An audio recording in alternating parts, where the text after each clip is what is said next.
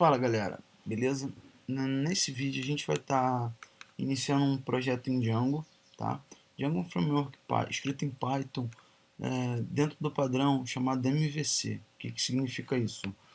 Model, View e Controllers.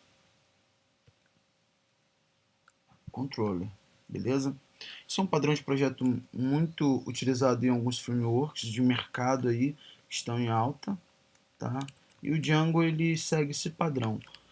Há quem diga que não, tá? Mas se a gente analisar friamente o Django, a gente vai ver que é exatamente isso que ele segue. Ele segue o Model View Controller. Só que aqui o Django ele trata isso com uma nomenclatura um pouco diferente, mas dentro do conceito é exatamente isso que ele é em cima disso que ele é escrito, tá, galera? Para a gente poder começar uma aplicação em Django, a gente precisa atender alguns pré-requisitos, que é ter um sistema operacional com o Python instalado. O Python, no caso, eu vou estar utilizando a versão 3 e eu aconselho que vocês utilizem a versão que eu vou estar usando para não ter erro de codificação, porque muda um pouco das particularidades do Python 2 para o Python 3.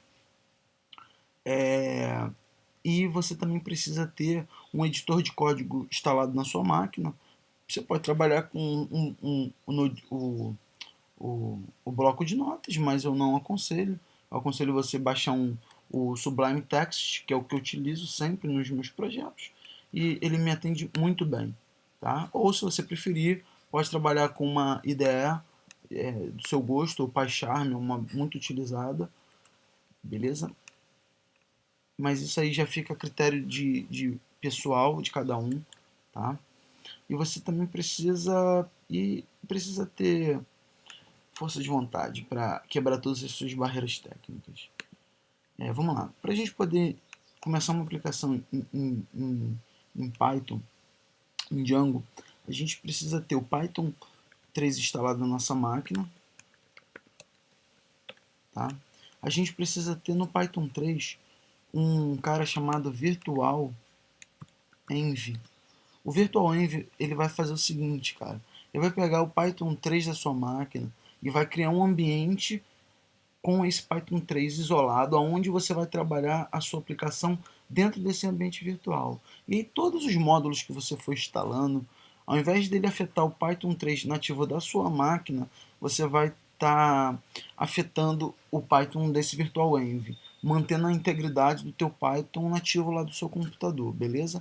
Nada mais é do que virtualizar um ambiente Python na sua máquina para cada tipo de aplicação. Num tipo de aplicação você tem N tipos de bibliotecas, no outro tipo de aplicação você tem M tipos de bibliotecas, e para que essas bibliotecas não colidam umas com as outras, porque você pode ter a mesma biblioteca numa versão, numa determinada aplicação, e a mesma biblioteca numa versão mais específica ou mais atual na outra aplicação. Para que isso não gere um problema, você utiliza o virtualenv para virtualizar os seus ambientes e aí você separar, tá ok? Beleza, galera. Então, para isso a gente precisa nada mais, nada menos do que criar o nosso ambiente virtual. E como é que a gente cria? A gente primeiro tem que instalar o virtualenv no nosso Python nativo da máquina, beleza? Então a gente vai dar o pip install, pip3 install, porque no caso eu utilizo o Python 2 e o Python 3. E aí tudo que for Python 3 eu dou Python 3, pip3, tá? Então precisa ter o pip3 install virtualenv. Quando a gente der um enter aqui, ele vai fazer a coleção da biblioteca e beleza, instalou o nosso Python 3, o nosso virtualenv no nosso Python 3. A partir de agora, galera, é muito tranquilo. A gente só precisa dizer aonde que a gente quer que esse ambiente virtual seja criado. Eu, particularmente, tenho uma pasta do meu usuário aqui, ó, do meu sistema. Na pasta do meu usuário, eu tenho uma pastinha chamada ambiente, tá vendo? Onde eu crio todos os meus ambientes aqui. Isso é uma forma de organização minha, tá? Você pode criar uma forma de organização sua, tá? Eu só sugiro que você mantenha os seus ambientes virtuais dentro de uma pasta específica, porque você constantemente vai ter que utilizá-los, tá? Então, vamos lá. Como eu tenho a pasta do meu usuário, na pasta do meu usuário eu tenho uma pasta chamada ambientes, eu vou dar um virtual env na pasta do meu usuário, na pasta ambiente. E eu vou dizer o nome desse ambiente que eu vou chamar de,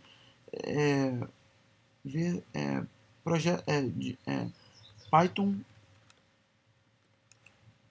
Django, tá? É um nome qualquer, você pode dar o nome que você quiser, tá?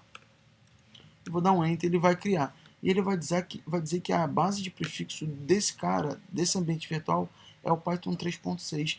Ele está pegando o Python lá da minha máquina, tá? O nativo da minha máquina. Beleza. E agora, o que a gente faz? Agora a gente precisa ativar o ambiente virtual para todos os comandos que a gente der aqui no terminal, de instalações de bibliotecas, serem instalados nesse cara aqui, no Python Django, que é o meu ambiente virtual. Então eu preciso dar o comando source, e lá na minha pasta do meu usuário, tá vendo? Isso aqui, ó, ele vai pegar a pasta do meu usuário. Na pasta ambientes, e vou entrar na pasta Python Django, beleza? Aqui dentro da pasta Python Django eu tenho uma pasta chamada bin e um arquivo chamado activate, que é o arquivo que a gente vai startar para inicializar o nosso ambiente virtual, tá? E eu vou dar um enter e você repara que agora o nome do nosso ambiente virtual está aqui, ó, como um prefixo dessa linha aqui, tá vendo? Isso indica que o nosso ambiente virtual está instalado. E tudo que eu der pip agora, install, ele vai estar utilizando as dependências desse ambiente virtual e vai estar instalando tudo dentro desse ambiente virtual, beleza? Então, a primeira coisa que eu vou instalar aqui é quem? É o Django.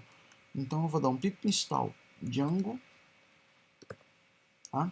E vou dar um enter.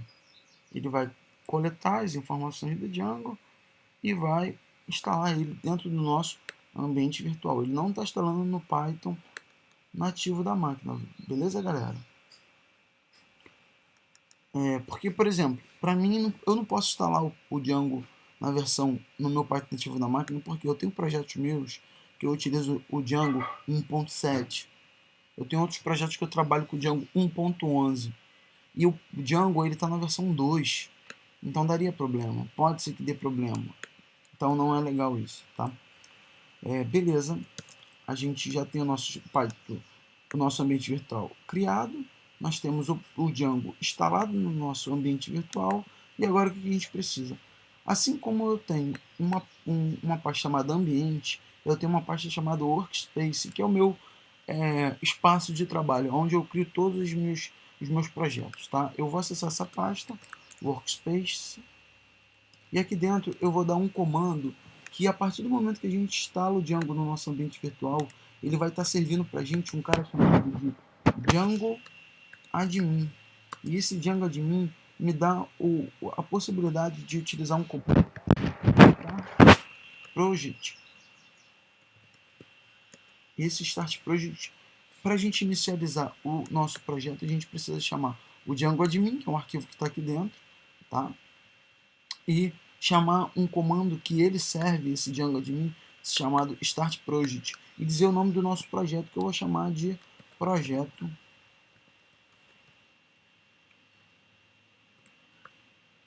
Django, beleza? E vou dar um enter. Ele clicou aqui porque a gente não pode usar esse cara aqui, ó, o if. Eu vou dar um underscore aqui.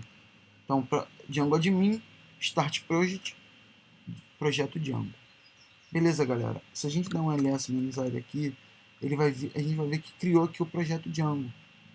O nosso projeto Django já foi criado. Para eu iniciar o nosso projeto, startar o nosso projeto e ver ele funcionar, basta a gente acessar a pasta, tá, do projeto.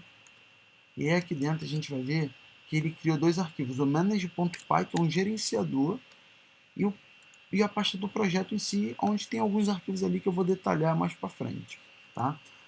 Sem mais delongas, eu vou iniciar o projeto e a gente vai ver ele funcionar, tá? Eu vou dar um Python manage, vou chamar o arquivo manage.py, que é o arquivo que foi criado na criação do projeto, e vou dar um comando chamado run server, que esse manage.py disponibiliza para a gente, assim como o Django Admin disponibiliza o Start Project, tá? Eu vou dar um Enter. Quando eu der um Enter, ele vai dizer para mim que o nosso projeto foi startado, o nosso ambiente de desenvolvimento foi startado na URL http://127.0.0.1 na porta 8000. Vou copiar esse cara e vou colar aqui no meu navegador. Quando eu der um Enter, ele vai dizer que a nossa aplicação está funcionando e a gente inicializou o nosso projeto Django. Galera, nessa videoaula a gente termina por aqui. Um forte abraço e até a próxima.